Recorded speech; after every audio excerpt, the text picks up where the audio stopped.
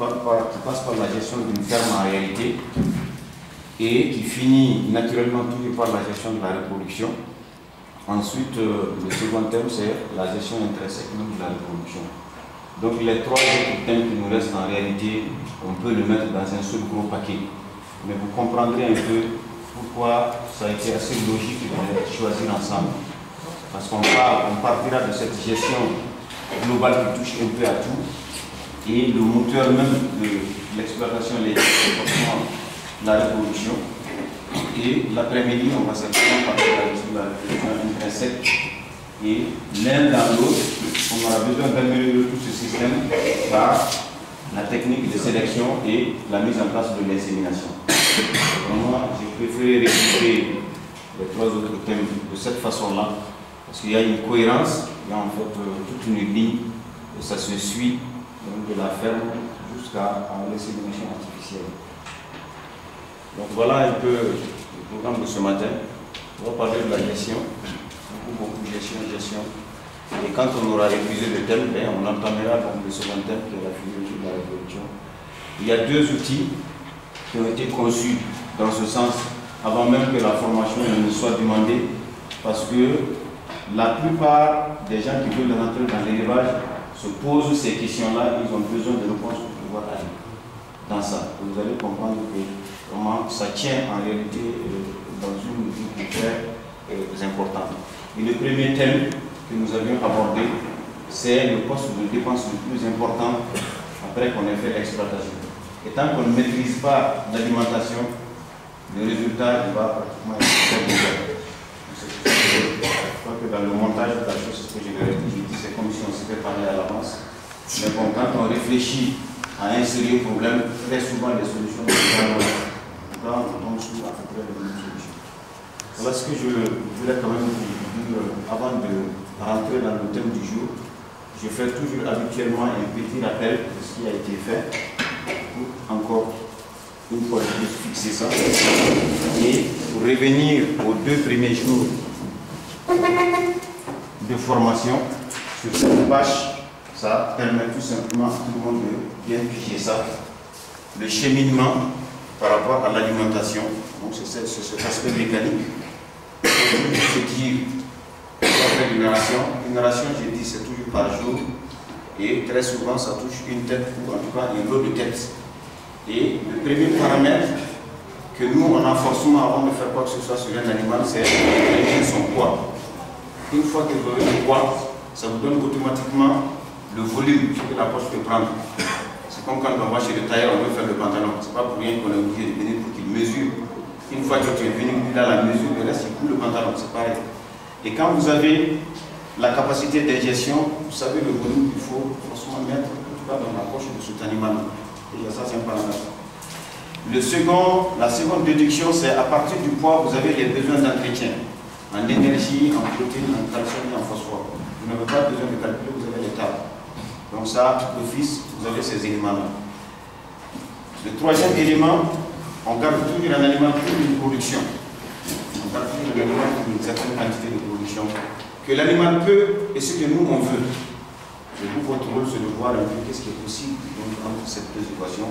Ce sont les besoins de production également, qui sont connus. L'énergie, l'azote, le calcium, le phosphore, c'est ça.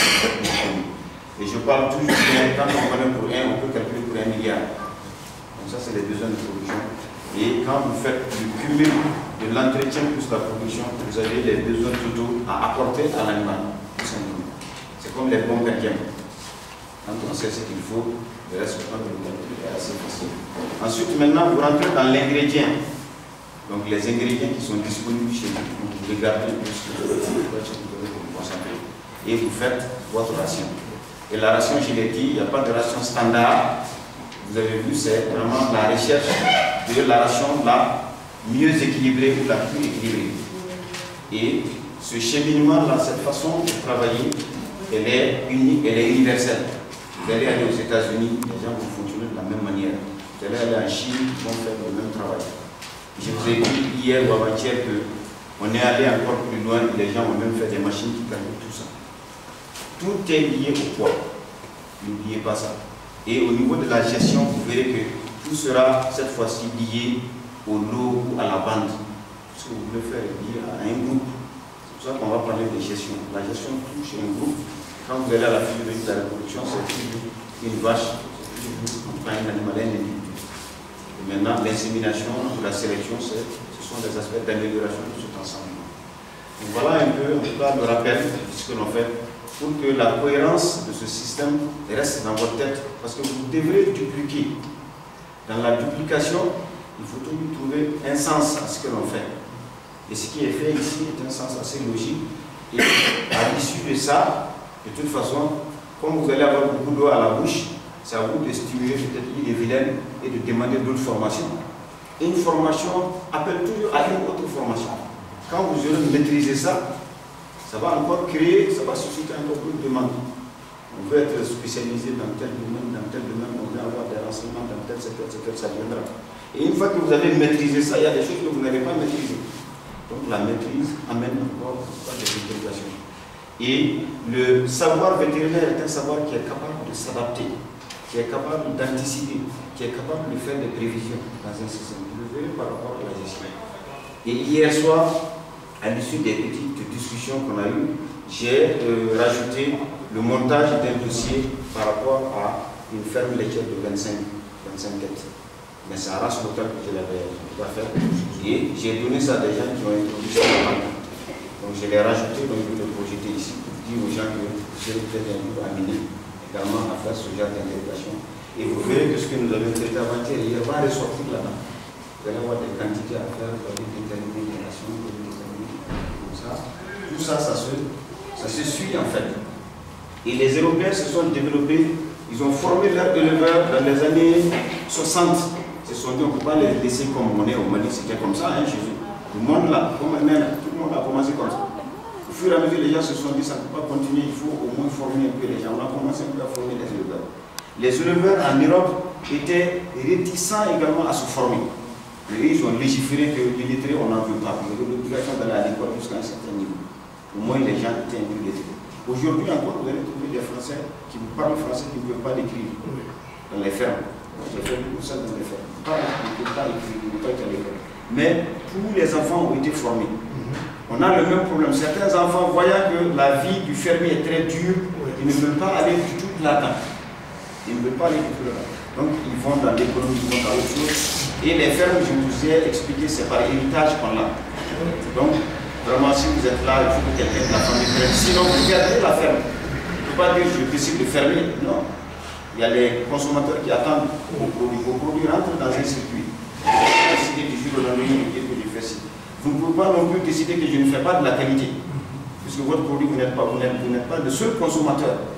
Donc il y a des exigences. Pour tout ça, ça fait que les gens se sont formés à ça. Au BABA, de l'alimentation, de la culture fourragère, d'un minimum de gestion. Donc on les a formés au fur et à mesure. Il y a eu des degrés. Finalement, les gens ont commencé à avoir des CAP, des BT, des BTS. Et les éleveurs actuels sont des gens qui ont toujours un diplôme avant d'aller s'installer. Et qui connaissent à peu près ce circuit. Et ils payent pour avoir cette qualification avant d'aller s'engager. Et dans un système bien développé, ton diplôme vaut caution. Au Mali, il faut qu'on arrive un jour à ce que ton diplôme, qui est éleveur, qui est vétérinaire, tout ça, vaille caution. On n'a plus besoin de te demander de titre foncier de ci ou de ça, parce que tu veux faire l'élevage, tu es un vétérinaire, ton diplôme doit te suffire pour un banquier. Tu ne dois plus se poser la question, est-ce que tu connais, tu ne connais pas, tu connais. Il doit te faire confiance sur la base de ton diplôme, et puis en ce moment, t'installer au fur et à mesure. Et eux, ils en sont pratiquement à ce niveau. Donc voilà en gros donc les quelques éléments de rappel. Encore une fois, je ne dis pas que c'est pour former les formateurs, et je vous ai toujours dit que interrogez-vous, posez-vous la question vous-même, essayez de répéter à vous-même comment on dit les choses, et vous verrez que si vous allez commencer les formations, ça va être encore plus simple. On s'exerce soi-même, on regarde un peu ce qu'on est capable de cahiers fermés, de dire une ou deux choses, au moins de retenir le fil de quelque chose, et puis petit à petit, les autres éléments que vous avez dit, c'est les éléments qui sont flous, on les reprend. Voilà, c'est le village que je voulais dire, avant qu'on entame le premier thème de la matinée.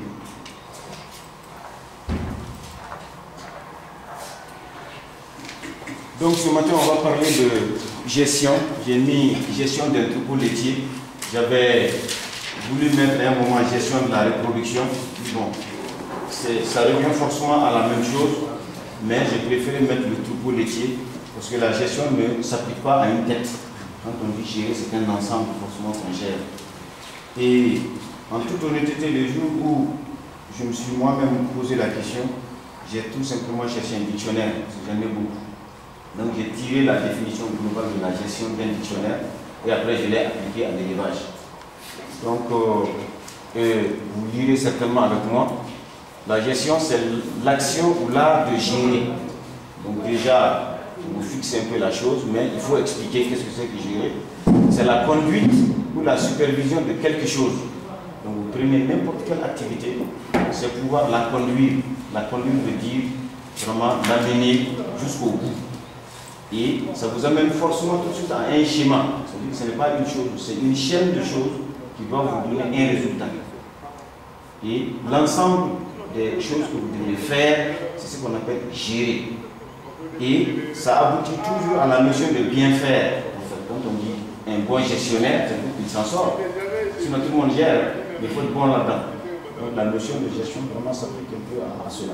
C'est une activité qui est quand même globale, comme on dit, et elle implique la combinaison et la coordination des ressources humaines, donc l'homme intervient, des ressources matérielles, tout ce qui va être bâtiment, tout ce qui va être animaux, tout ce qui intervient, et financière, d'une manière qui produit une marchandise ou un service qui est à la fois voulu, très important, peut être offert à un prix qui sera payé tout en rendant l'environnement du travail acceptable et agréable pour les personnes impliquées. Donc quand vous, grosso modo, regardez un peu cet aspect de gestion, ça veut dire que c'est une multitude de choses qu'on doit normalement mettre ensemble pour avoir un problème. Et dans cette définition, le mot voulu m'a beaucoup intéressé. Si vous produisez du lait là où les gens ne sont pas intéressés par le lait, ce n'est pas la peine, vous êtes un mauvais gestionnaire. Si vous allez produire des poulets de chair de 5 kg à Banagara, pourquoi on ne va pas mettre 5 000 francs sur des sujets, vous ne vendrez pas. Ça c'est important. Et qui peut être offert à un prix qui sera payé. Le mot sera payé m'a beaucoup également marqué. Le crédit est toujours mauvais dans une gestion. Le crédit est toujours mauvais dans une gestion. Je travaille beaucoup avec les Chinois. Il y a un Chinois qui me dit que le seul mot occidental qui n'existe pas en chinois, c'est crédit. Ça n'existe pas chez les Chinois. Ça n'existe pas chez les Chinois, il n'y a pas de crédit. Il y a un troc. Quand je te donne quelque chose, c'est une compensation de quelque chose. Ils ne connaissent pas le crédit. La Chine est en train de se développer à cause de ça. Pour leur système que vous voyez, certains systèmes sans crédit, même l'aide au développement, ils préfèrent donner. Ils préfèrent crédit. Dans leur mentalité, il paraît qu'il n'y a même pas de crédit. Il y a pas de solutions prévues pour ça. En fait. Quand je te donne, je te donne un kit. Je ne dis pas c'est kit. C'est cache-cache, il marche. Donc, et le système de l'élevage aussi, où il n'y a pas de crédit, ça fonctionne. C'est le cas de l'agriculture. Pourquoi ça fonctionne? C'est parce qu'il n'y a pas de crédit là-dedans. Le système laitier, pourquoi ça marche? Il n'y a pas de crédit là-dedans. Pourquoi l'embouche souvent pose problème? C'est parce qu'on donne les bœufs au boucher à crédit. Donc, notez cet élément d'orge déjà dans votre tête. Si vous voulez aider quelqu'un, il faut déjà demander comment il compte travailler. Si vous dites, ah, moi, après l'embouche, je vais donner mes bœufs au boucher, soyez prudent. Le risque, il est déjà là. On commence l'activité. Puisqu'il y a un groupe de spécialistes de la chose, le jour où ça va caler, il va revenir. Il va dire, pourtant, vous ne m'avez pas bien conseillé. Effectivement, et vous êtes en faute ce jour-là. Donc ça, c'est des petits éléments, c'est général, c'est dans un dictionnaire qui est sorti. Mais je l'applique à l'élevage pour vous dire que vraiment gérer, c'est un peu ça. Pour revenir à ce que j'avais dit, quand on dit gestion d'un troupeau laitier, ça revient à gérer la reproduction. Parce que le troupeau laitier, c'est pour le lait. Le lait n'est obtenu qu'après la reproduction. Et le lait est toujours lié au veau, donc je l'ai un peu dit. Et cela repose sur un seul objectif. C'est un veau par vache et par an. Donc ça, c'est l'objectif de tout système laitier. C'est que la vache que vous aviez, la femelle que vous aviez, puisse vous donner un veau par an. Après le veau, vous avez 6 mois, 7 mois de lait de plus. Donc tant que le veau n'est pas venu, c'est-à-dire que vous n'êtes pas en train de gérer. concourt dans le système laitier à vous donner le veau dans l'année, tout concourt, toute votre bonne gestion doit tourner autour de ça. Et pour cela, tout ce qu'on a dit depuis hier et aujourd'hui sont des éléments importants pour que vous puissiez avoir un veau par vache et par an. Et cette gestion qu'on appelle rigoureuse et méthodique vous permettra simplement de remplir cet objectif. Et pour cela, vous êtes obligé de gérer les 6 paramètres de l'hexagone dont j'ai parlé. L'éleveur est un paramètre, vous avez vu, c'est la ressource humaine, c'est extrêmement important. Vous faites partie des conseillers, mais vous êtes aussi de la ressource humaine. Un éleveur qui n'a pas un bon vétérinaire ne s'en sortira jamais. Il ne s'en sortira jamais. Le hasard marche, ça ne marche pas à tous les coups. C'est pour ça que 1% des gens s'en sortent dans le hasard. Les 99% là, ça ne fonctionne pas. Donc quelqu'un qui s'en sort pendant 10 ans, 20 ans dans une activité, là, ce n'est plus pas le hasard, ce n'est plus pas la loterie, il sait ce qu'il fait. Deuxièmement, les bâtiments comptent. Parce qu'il faut un minimum de conditions pour qu'une vache te donne un veau par an. Chez nous, où les animaux ne sont pas dans ces conditions-là, c'est une vache par, je sais pas, c'est un veau par vache tous les 3 ans. Alors que dans tous les autres pays, d'élevage, toutes les vaches vont vous donner un veau par an. Sinon, elle ne restera pas l'année d'après chez vous. Et très souvent, elle va à l'abattoir. Donc, c'est des objectifs vraiment qui sont calés, qui sont fixés. Et tout votre travail doit tourner autour de ce aspect.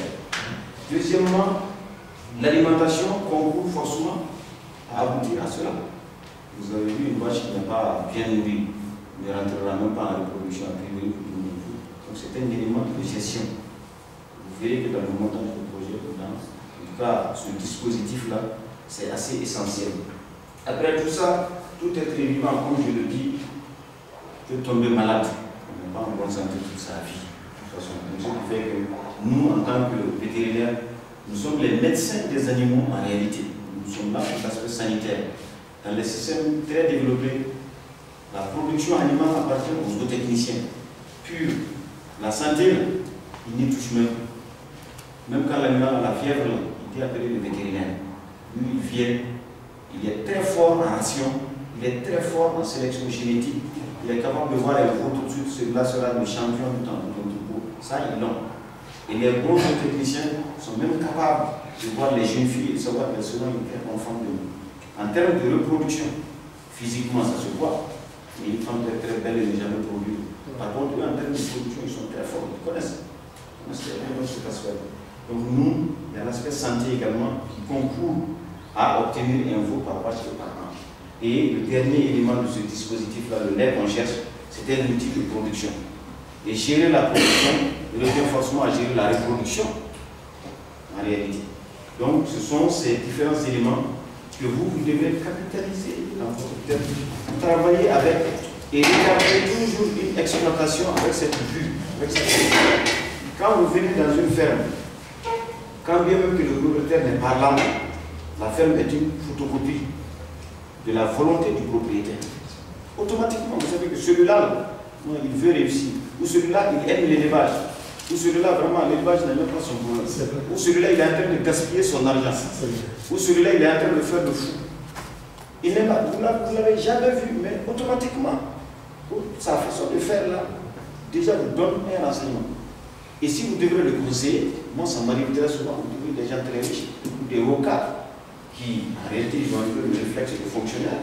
Ils pensent que vous êtes là, bon voilà, viens me voir demain, viens me voir après-demain, ce n'est pas comme ça, ça marche. Pratiquement. Donc automatiquement, vous avez une idée. Effectivement, quand vous allez arriver chez lui, vous allez trouver qu'il gère son personnel de la même façon. Soit il ne le paye pas bien, soit vraiment il n'a aucun égard pour eux. Et c'est un élément d'échec de la chose. Et quand je fais souvent les visites d'élevage, je commence par dire le premier problème c'est vous. C'est vous. Et puisque personne n'ose souvent aller jusque-là, et j'ai crié quand je lui dis, parce que je dis, je te donne une copine, tu vas lire. Quand il dit que c'est vous qui posez problème, parce que vous ne faites pas ça, vous ne faites pas ça, vous ne faites pas ça, automatiquement il se rend compte que l'échec c'est vraiment dur. Et j'ai dit, suggestion, à partir de maintenant, nous allons faire comme ça, comme ça, comme ça, comme ça. Arrêtez ça, ça, ça. Et je vous assure souvent, le résultat c'est de 5 à 80. Tout change tout de suite. Donc tous ces éléments-là sont des éléments que je vous transmets pour pouvoir gérer. Même dans le milieu traditionnel, ce que je dis est valable. Un bon propriétaire va avoir un très bon troupeau parce qu'il a de très bons bergers. Le mauvais propriétaire, là, dès que vous venez, vous demandez à ce troupeau de qui, il commence par vous dire, mais qui vous a dit de venir même mégal? Parce que tout de suite, le conflit apparaît dans son système automatiquement. Et si vous êtes assez fin d'esprit, vous cernez tout ça.